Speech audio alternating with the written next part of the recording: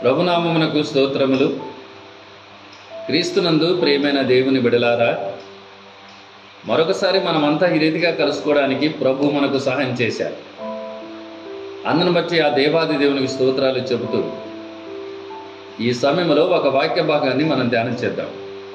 పట్టణమును పట్టుకొను వాని కంటే తన మనస్సును స్వాధీనపరుచుకునివాడు శ్రేష్ఠుడు. పట్టణాన్ని పట్టుకునే వానికంటే తన మనస్సును స్వాధీనపరుచుకునేవాడు శ్రేష్ఠుడు. మనసు అనే మాటకి మనం వస్తే మంచి మనస్సు, విరిగి నలిగిన మనస్సు, దీన మనస్సు, సాత్వికమైన మనస్సు అని మోషే గారి గురించి ప్రభువారే చెప్తారు. అలాగే ప్రభువారు కూడా మత్తయి సువార్త 28:29 నేను దీన మనస్సు గలవాడును, సాత్వికుడను అని కూడా ప్రభు చెప్తాడు. ఈ మనస్సు దేవునికి ఇష్టమైంది.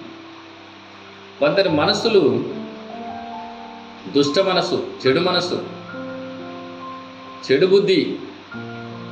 ఇలాంటి వారు ప్రియులారా తన మనస్సు వచ్చినట్టు చేయగలిగితే చివరకు నువ్వు నాశనం అయిపోతావు.